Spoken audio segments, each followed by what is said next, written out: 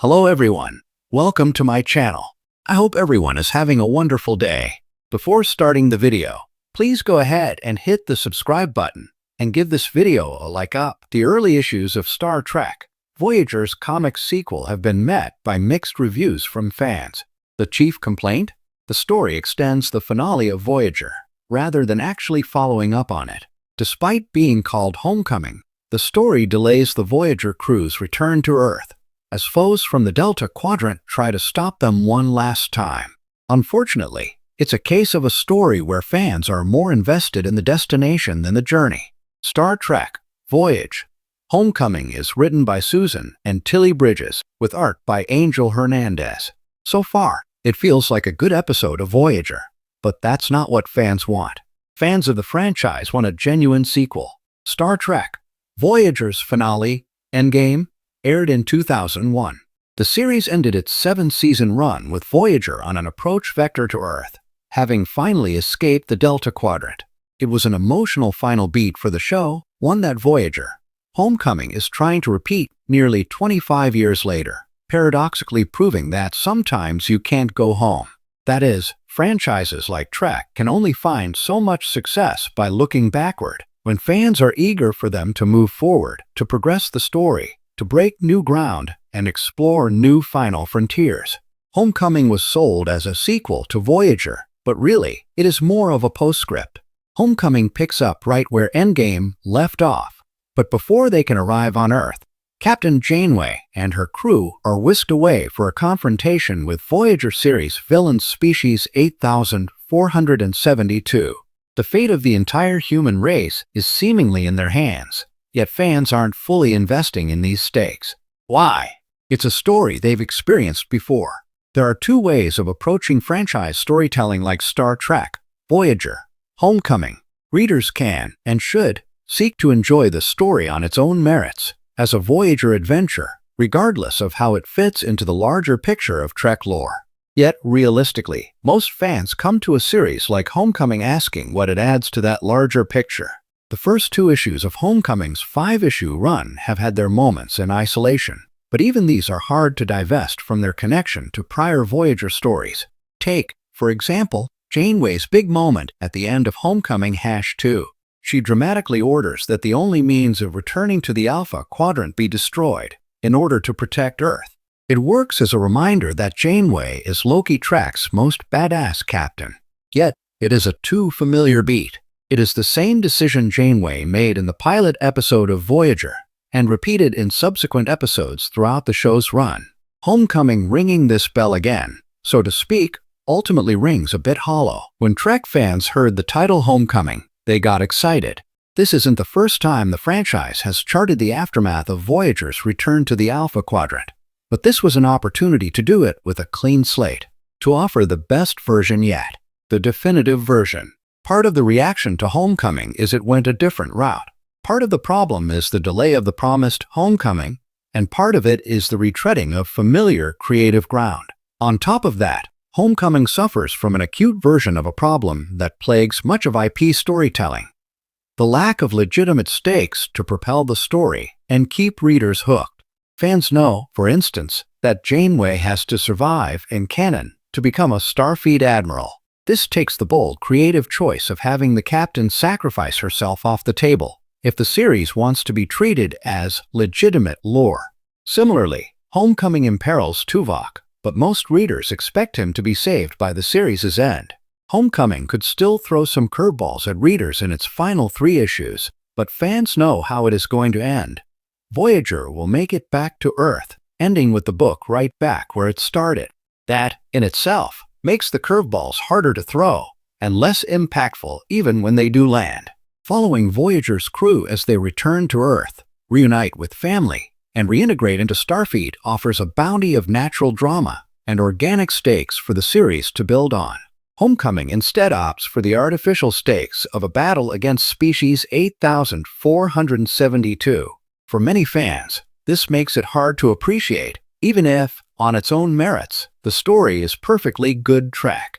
This isn't the fault of the book's creative team. Instead, it is one more symptom of a larger sickness in franchise storytelling, one Star Trek is far from immune from. This is an allergy to taking creative risks, and Homecoming is a casualty of it. Fans can still enjoy it, but whether it will stick out as a memorable Star Trek installment remains TBD. For years, fans of Star Trek Voyager have waited, some patiently, many not, for a worthy continuation of the crew's odyssey home. After all, the finale, Endgame, wrapped the series in a bow so tidy it felt almost suspicious. 7 seasons of hardship, cosmic anomalies, lost friends, time paradoxes, stolen technology, Borg cubes, and Kazan kidnappings. And then suddenly, after a single temporal loophole and older Janeway's intervention, the starship finally burst through a transwarp conduit and into Earth's welcoming arms. It was emotional, yes, but also abrupt. It left a galaxy-sized space for future stories. And when the long-rumored sequel finally arrived, fans hoped for a triumphant reckoning. Instead, what they got was as messily uneven as the Necrit expanse.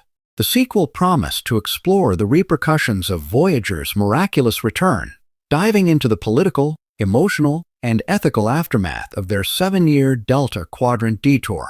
But from its opening moments, it became clear that the creative helm was suffering from some spatial drift.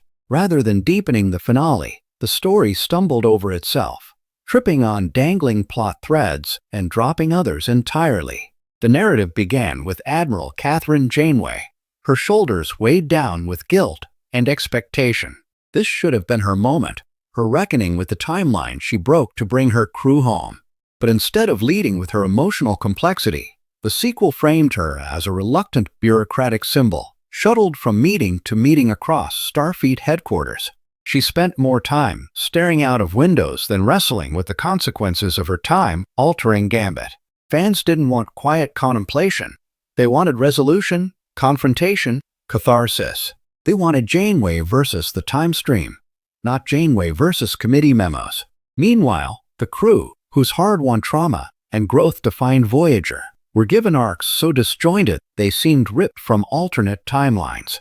Chakotay, whose character journey ended with a devastating emotional blow in Endgame, existed here like someone had erased his memory files and only half restored them. His grief over 7 of 9 was handled in a few clipped scenes, each more rushed than the last. A romance that once held potential for depth became a footnote in a story too eager to move on. And speaking of 7, the sequel's treatment of her bordered on narrative malpractice.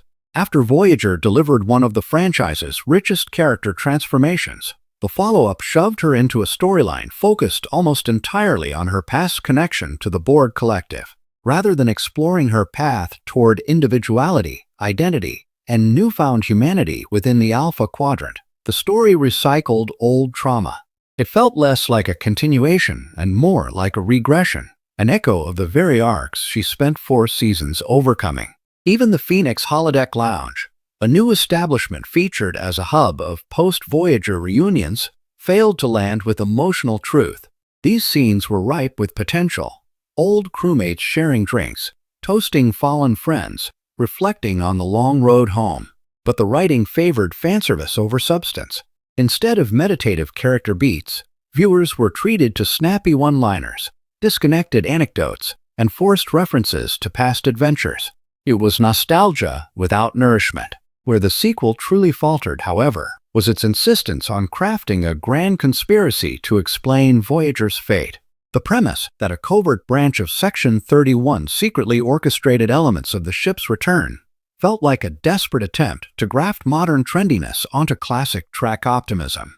Gone was the spirit of exploration, replaced with shadowy operatives, coded messages, and retconned motivations that contradicted long-established character integrity. The story tried to frame this as a commentary on the Federation's moral decay, but the execution came off clumsy and cynical. Instead of deep ethical tension, it felt like a shallow exercise in complicating a narrative that didn't need complication.